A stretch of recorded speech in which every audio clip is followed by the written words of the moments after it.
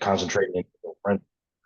So, as Tracy mentioned, my career started in law enforcement, and I was fortunate enough to where, because it started there, a lot of my initial training, basic training, things like that, in digital forensics was all sponsored through the government, and that's great because there's a lot of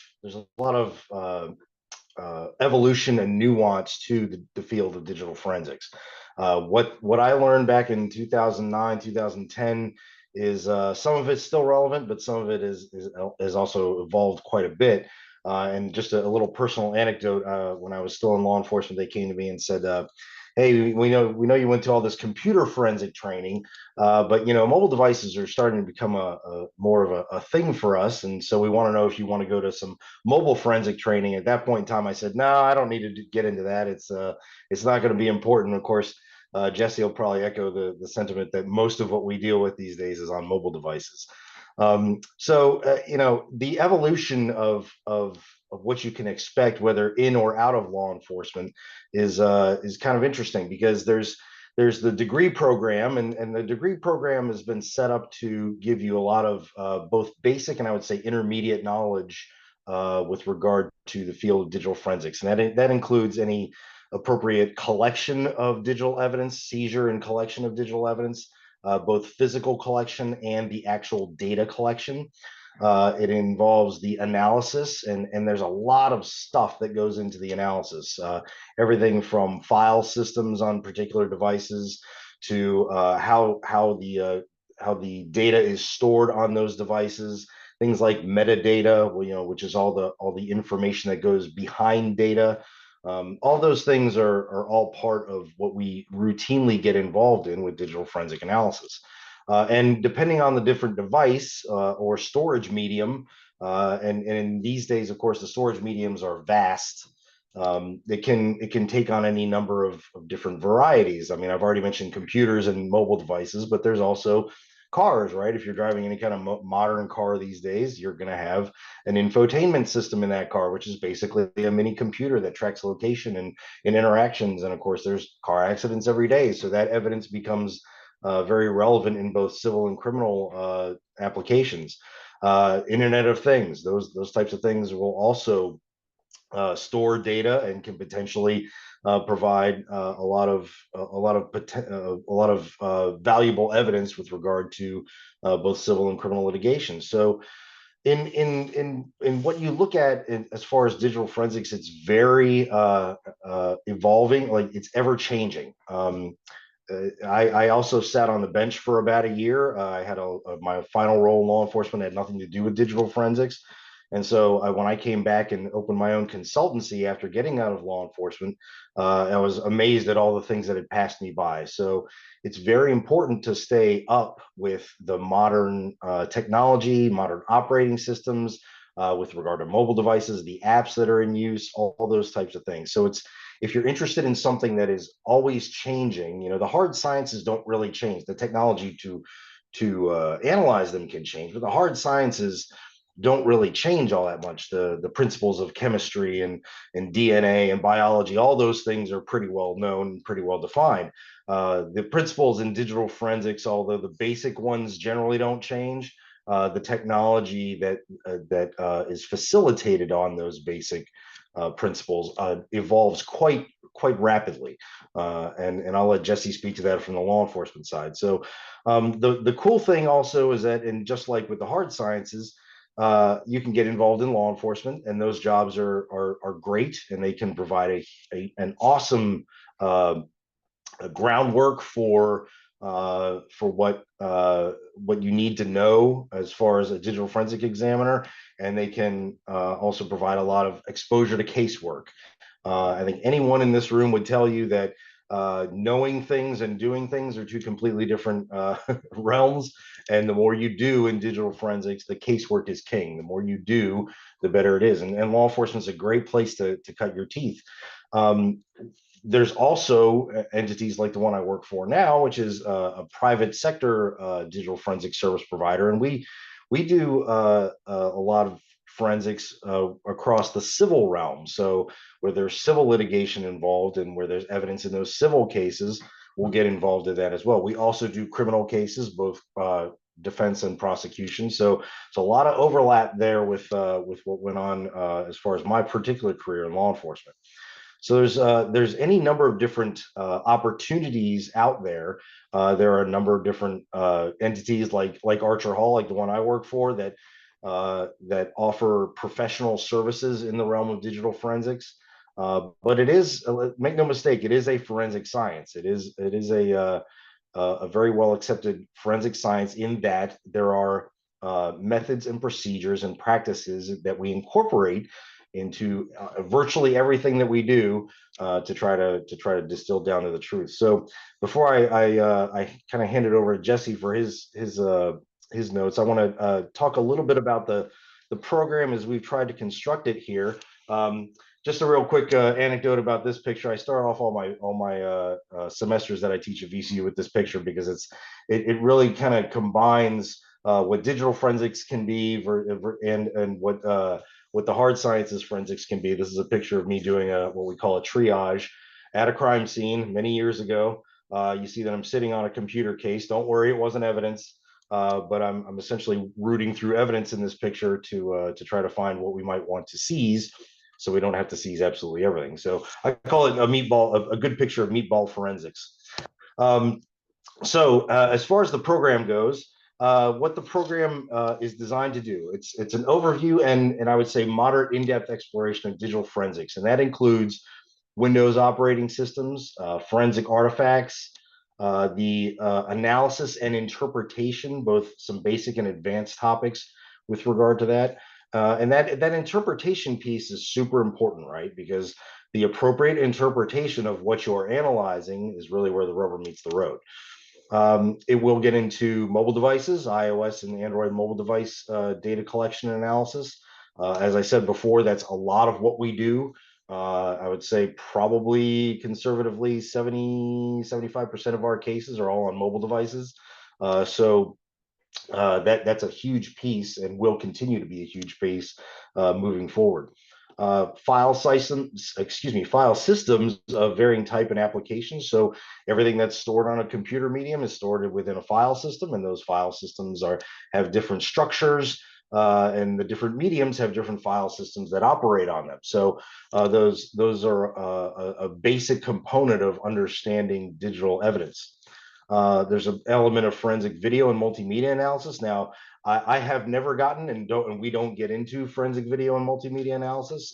Jesse's department does do that, but this program does get into the ins and outs of forensic video and multimedia analysis, and of course, networking, ethical hacking, and other forensic applications. So there's a lot of more in-depth. I talk a lot about standalone devices like computers and cell phones and cars and things like that, but there's a whole other world out there that is networking, network devices, and how to track down things across a network, either internally or externally across the internet. So those items are covered as well. It seeks to provide knowledge of the profession and application investigations and litigation, and of course appropriate courtroom testimony, because what is forensics? It's gathering evidence and analyzing that evidence and presenting that evidence suitable for a court of law. So that is a fundamental piece of it as well. Also, practical application of those methods. In my class, which is an undergrad class, we do a lot of hands-on practical application with certain things. Just so now, my class is an overview. It's a very 30,000-foot view of digital forensics, but it's also good to see what what our tools can do, right? What are our different methods to kind of dive into that evidence and see what we can find. And it's geared toward those interested in investigation and litigation support, right? So there are other programs that are geared towards other things, and I'll talk about that here in a second. But this one, much like, because it is part of the Department of Forensic Science, is geared towards assisting investigations and or litigation support. So support of court cases, of bringing cases forward in court. So what the program is not, it's not computers 101, right? But you do have to have a basic to intermediate understanding about how computers work and their functionality probably for some success. Probably one of the biggest learning curves, and it's kind of interesting because it's an undergrad course, but one of the biggest learning curves that I deal with almost every semester I teach is people not knowing basic stuff about computers. So this isn't a computers 101 program, but it's going to be very helpful to have some decent knowledge about how computers work. At this point, it is not intended to certify or offer any credential beyond the MS degree upon successful completion for practicing digital forensics, but it does give you certainly a leg up, right? That education is a good thing to have. And it's not an in-depth in view of like Macs or Linux systems. Those are going to be more specialized training. There's certification courses out there. I'm sure some of the curriculum will touch on those things, particularly with regard to file systems. But usually, because most people are on Windows systems, that's where the concentration lies. And it's not a quote unquote cybersecurity course, right? There is a whole cybersecurity department in the VCU engineering, the School of Engineering. So you can certainly contact them if that's kind of the direction that you're looking to go in. Again, I'll emphasize this is investigative support, litigation support, that type of realm. There are kind of two different arms of digital forensics. So that's really what I have. I'll start, or I'll stop talking now and see kind of hand it over to Jesse for his input. All right, thanks, Patrick. So, I mean, Patrick, as expected, kind of covered most of the topics that I thought he would there. We both have kind of similar backgrounds, having started in law enforcement, moving to private sector employment, and then myself going back into public sector. So I worked for the Department of Forensic Science, which is a state laboratory system here in Virginia. I've been here for about 13 years, I guess, of my over 20 years of working in the field. So like Patrick, I've seen the progression of where digital forensics kind of started to where it is today. And it does branch, the science of digital forensics branches into a number of potential employment avenues. Obviously, you've got the traditional digital forensic space, which you've got career opportunities in private sector and public sector, whether it's in sworn kind of law enforcement, if you want to go that route, or civilian positions, and variety levels of government there within that kind of public safety system, if that's where you have an interest. So you've got local, state, federal employment opportunities there. As Patrick mentioned, the program isn't getting into cyber security per se, but the fundamentals, the things that you're going to learn and learn how to apply within this degree program are definitely going to be applicable to areas of employment in cybersecurity and incident response, although they're going to get much more specialized in what those job roles require, in addition to having the digital forensic skills. So with the forensic science program here at VCU focusing on more kind of traditional forensics within laboratory environments and things like that, that's where this digital forensic program aligns. And again, you're going to learn the things that make you a very highly capable candidate when you're looking for employment opportunities. Now, I've had a number of opportunities to look at applicants for positions that we occasionally get to hire here in the lab. And one of the things we were looking at when we were kind of designing and discussing the development of the program here at VCU was making sure, number one, the program had a modern approach to what is currently being seen within digital forensics, as opposed to covering ideas and topics and processes and workflows that are not as applicable today as they were maybe a decade or so ago. So we wanted to make sure it was modern and it was current. And it also gave people the ability to kind of hit the ground running when they start working, to number one, impress during interviews, and being a good candidate for employment when you have digital forensic positions that you fit the skill set for, but being able to actually answer fundamental questions during interviews, being able to actually practically apply the knowledge you learned in the program to doing the day-to-day work that's required. And that's things that are sometimes lacking in other programs.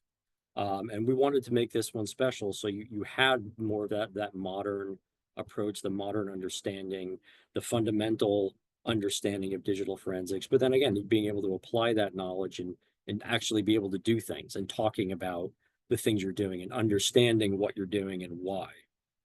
Within my environment that I work at, it is very structured, working in a laboratory environment.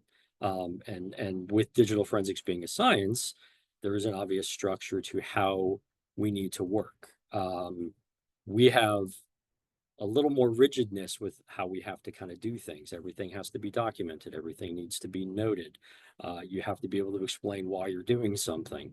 And obviously myself and the examiners I work with all have to have the knowledge, skills, and abilities to kind of do that. And that was something unique we wanted to be able to bake, again, into this program. And again, from the beginning, I know myself and Patrick were kind of good advocates there of making sure, again, we wanted this to fill a gap in the education environment that's out there. We wanted this to be a unique program to make sure it's current and modern and applicable. And I'm kind of really excited that you guys, potential students and hopefully future students that are here, are going to have that opportunity, because I do think it's very unique having had the ability to kind of look at other programs and chat with students of other programs and things like that.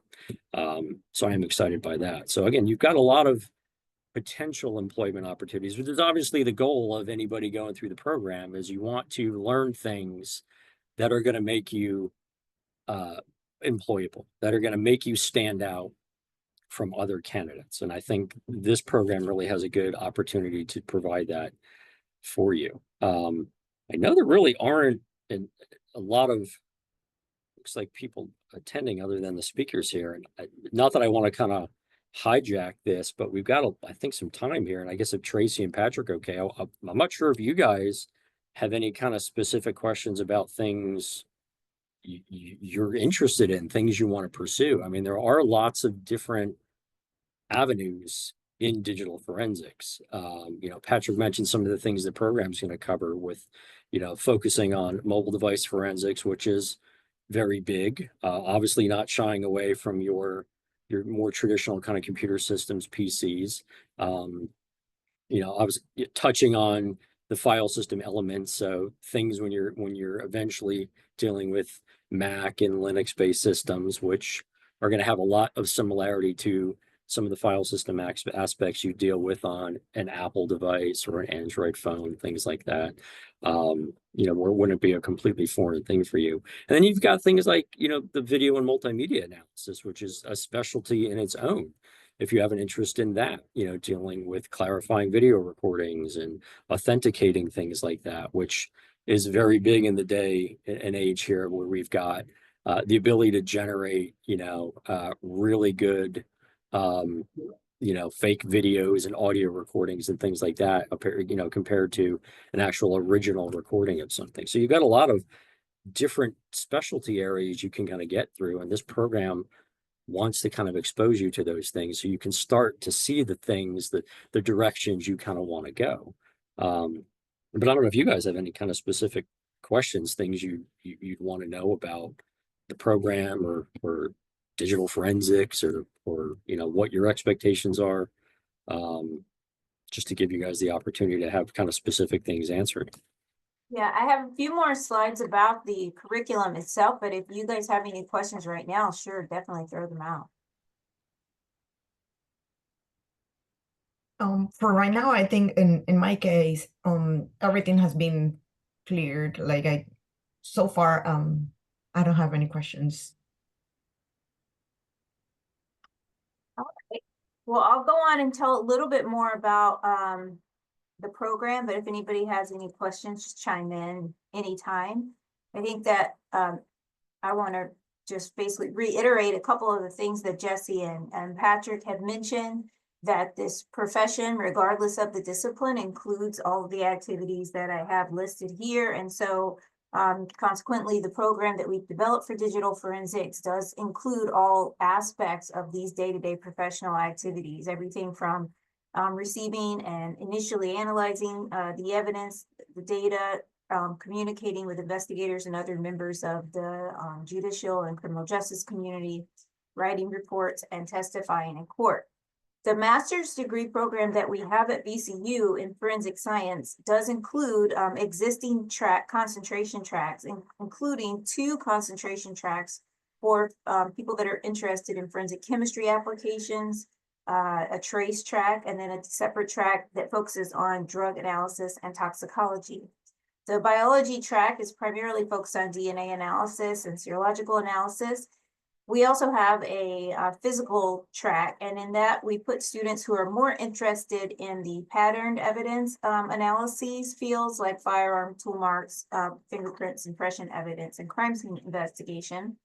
And now we have this new track, digital forensics and incident response, which of course they've already described that track and what it will do, but it will be focused on devices, images, and as well as audio visual. So why are we getting into this new area? I think, you know, it's the fastest growing discipline in forensic science, and we are keenly aware of that and have been for years. It's formally recognized as a crime lab discipline in 2014. Also, it's interdisciplinary and technology oriented, and these are things that VCU is very interested in bringing to our prospective students, technology oriented degrees that will give students hands-on skills that are highly marketable. And so this fits well into that. And as I mentioned, it is the fastest growing area of the crime lab. Public labs have nearly doubled. Public labs that have digital degrees, digital forensic sections have nearly doubled since 2002. And there's an increase in backlog requests for services. And even though I'm a DNA person, it pains me to say, but I read this all the time, that digital is the new DNA. So we definitely here at VCU want to be on the forefront. Most importantly, in forensic science, the Bureau of Labor Statistics predicts growth in forensic science by 31% over the 10-year period ranging from 2019 to 2029. And that is higher than growth in standard computer information and information technology fields. And so those are a few of the reasons why we wanted to move in this direction. Sorry, I skipped a couple of slides. So as I mentioned, this degree area, being that it's interdisciplinary, definitely fits in with VCU's strategic plan very nicely. Also, we believe that VCU is centrally located with respect to forensic science in general, but also with digital forensics. The Mid-Atlantic area seems to be a major hub for digital forensics, and we're right in the middle of that. So I think that we're in a good location to take advantage of the vast practitioner community that exists in our region. Forensic science at VCU is a full service department. We have our own department here with our own space, our own equipment, and our own faculty. And that brings together like-minded people that are all interested in the forensic sciences to promote that, which makes us a very strong unit here at VCU. We also have developed this program with very strong partnerships with the Department of Computer Science, as well as the Department of Information Systems that's over in the business school. In Virginia, there are really no other degree programs. There's one degree program, actually a master's degree program in digital forensics, but that is it. There are very few, actually even nationally, and few that are accredited.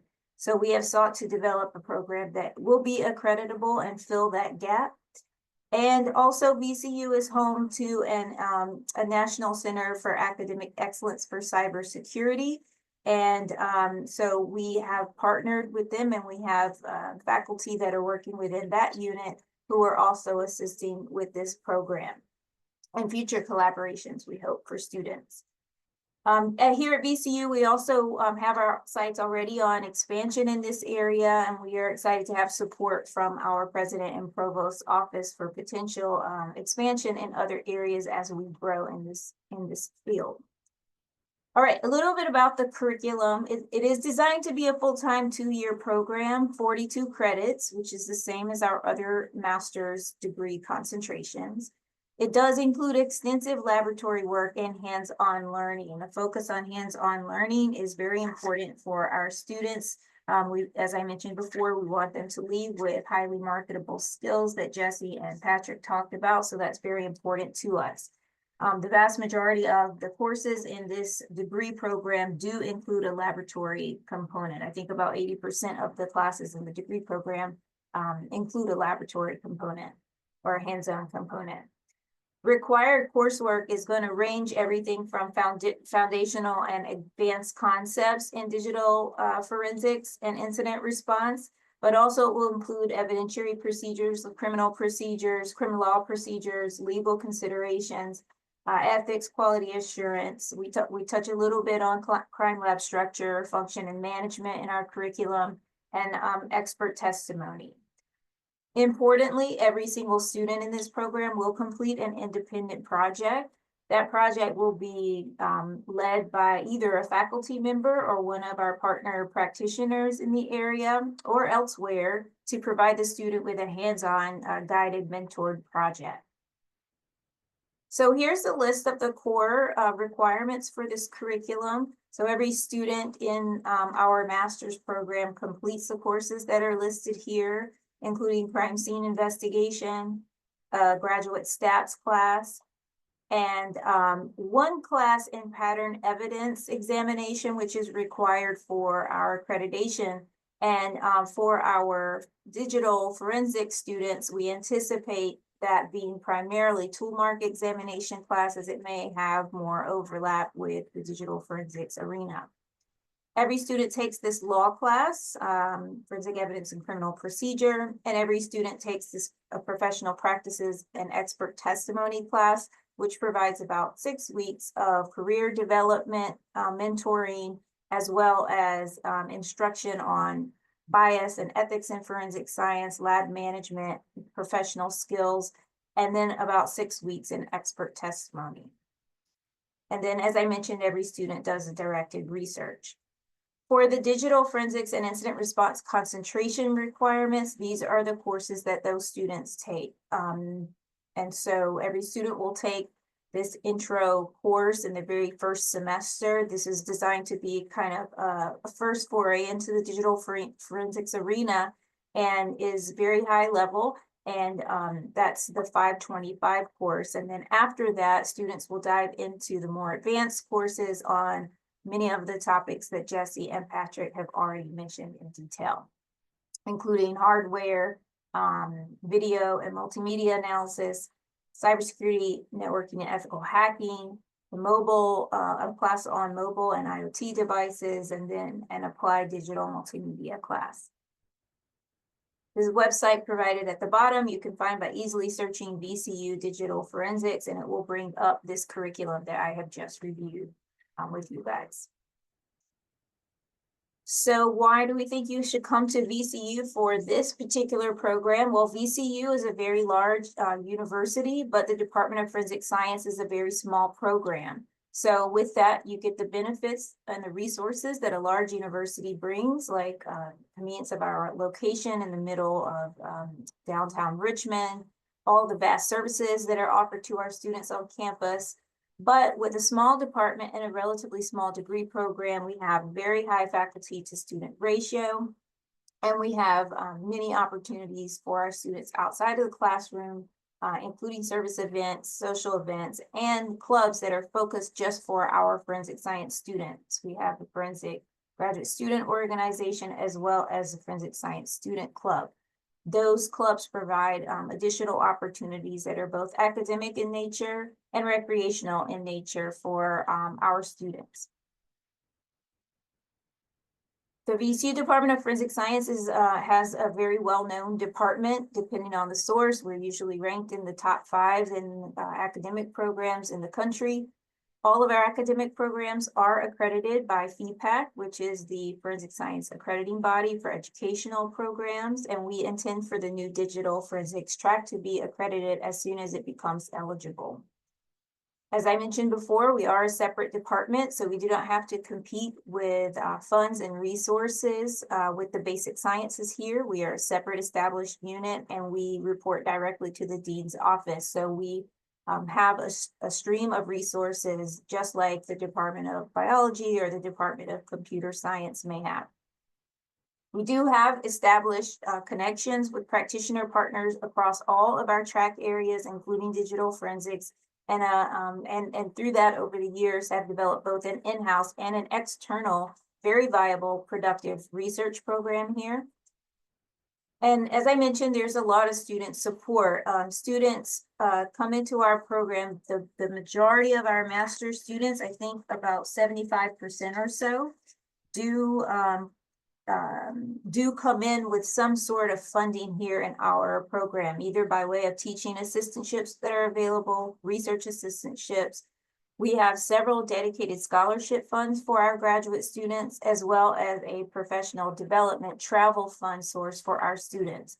All of our students are provided funds to travel to a professional conference while they are in our program. We have dedicated staff in our department to help students and faculty with finance issues, HR, instrument lab, software upkeep, which is very helpful. And we have, of course, our own dedicated forensic science faculty. In terms of our faculty, we do have both full-time faculty in this department, as well as a strong local adjunct pool that we pull from every year. We already mentioned that Patrick Seward is teaching for us already as an adjunct. 82% of our faculty spent time in a forensic, at least 5 years in a forensic crime lab as a practitioner in their discipline area before they came back to university setting. So all of our faculty have real forensic science experience, and they bring that to our students in the classroom. Additionally, I mentioned the strength of our research program, which we're very proud of. And you can see here on average, we do publish about somewhere between 16 and 20 publications a year as a group, over 25 oral and poster presentations every year at professional conferences.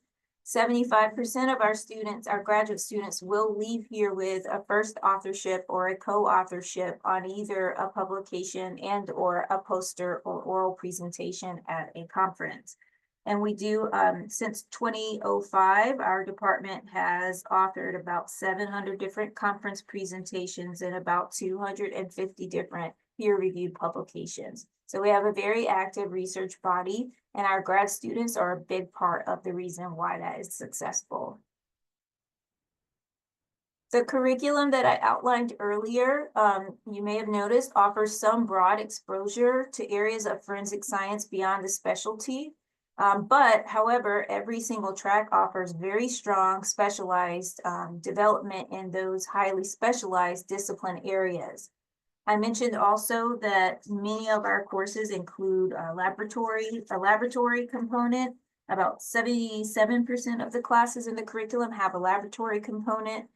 Most of them are set up as longer lecture lab hybrid classes. And particularly in the digital degree program, some may lend itself to online offerings as the program evolves. We do have the most modern technology and software tools available for our students in our other tracks. That's primarily by way of laboratory analytical instrumentation, but our digital collections are going to be growing in the next year or so as well. All of the classes are relatively small in size in the graduate program. Usually most of the lab classes are around 12 to 14 students. And all of our classes are led by faculty. There will be no courses that are led by teaching assistants or other graduate students in this program. And the curriculum here has been designed in conjunction with the practitioner community. As Patrick mentioned, although the digital forensic track does not necessarily provide certification, we believe it does prepare students for various certifications in that discipline area. Our department is also keenly focused on postgraduate placement. We spend a lot of time working with our students, even in our classes, on professional development. We assign every student a faculty advisor that has some expertise within their discipline area to assist with their career search. And also we provide a lot of networking opportunities both on campus and also by providing our students funding to go to professional conferences. As I've mentioned several times, we have very strong ties with the forensic practitioner community, and that allows us to bring our students access to current practitioners through a variety of mechanisms. And I also have mentioned the opportunities for relevant research, and that goes hand in hand. With respect to some of those partnerships, here on this slide, I've listed some of the agencies from which we drew on practitioner experience to develop the digital forensics and incident response concentration. We're very proud of this partnership. We brought together probably about 30 individuals from all of the agencies that are listed here to assist us in development of this curriculum, including Jesse and his team from the Virginia Department of Forensic Science. We have also members of our group that are from the FBI, the U.S. Office of the Attorney General, Virginia State Police, Culpeper County Sheriff's Office, and we also have practitioners, just Patrick, that are currently in the private sector. So we're really proud of this group, and we're really grateful for the assistance that they've provided us in developing this curriculum, and we look forward to continue working with them and our students on projects and also on our teaching mission. So for students that are interested in applying, the applications process is pretty straightforward. The admission requirements are here on this slide. We do require a bachelor's degree, but that list of relevant degrees is pretty broad. What's more important is that there's some coursework background in information technology, computer science, or business and systems security. We prefer also that to include 6 credits of programming language coursework. However, for practitioners that may be looking to seek to further their credentials, relevant employment experience, as well as existing certifications or prior coursework may definitely substitute for some of those more formal credits. The GRE is not required to apply to our program. We just require an application itself, as well as the personal statement and at least 3 letters of recommendation. To apply to our program, you simply have to visit the website that is listed on the right-hand side of this slide, which is the VCU admissions website. From that website, you can click on apply for all other graduate programs, and it'll take you to this screen. And that little screen will allow you to open an account to start an application to VCU. For this screen, you would select master's degree and College of Humanities and Sciences, and then you can go ahead and go through the application process, selecting the track of interest. That will allow you to keep your account so that you can log in numerous times. You don't have to finish it all in one setting. Our deadline is going to be extended until the class is filled, essentially, and so for the digital track. And so we don't have to worry about that. And we're very interested in seeing everyone's applications. So with that, I have some contacts here on this last slide, myself, as well as the graduate program director, Dr. Singh, and Joe Murphy, who assist with the graduate admissions process. And I also have a link to our website where you can find all the information essentially that I just covered today on the curriculum. So that is all that we have prepared. Do you guys have any questions for us? You did give a lot of good information. So most of my questions were from what you just presented. So I appreciate that. Thank you. Thank you. Same thing. Everything has been very, very clear to me. I have no questions. I took a couple of pictures so I can take a look at it one more time, but everything has been very clear. Thank you. Thank you so much. Yes, you're welcome. And if you also want, I can send you the slides. So feel free to email me if you'd like, and I can send you the whole slide so that you have the information in front of you.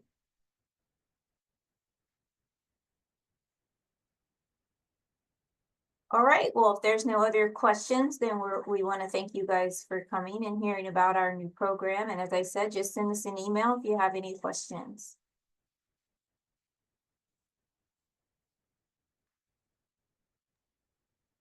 Thank you. Thank you so much. Thank you. Yes, thank you again. Bye-bye. Bye-bye.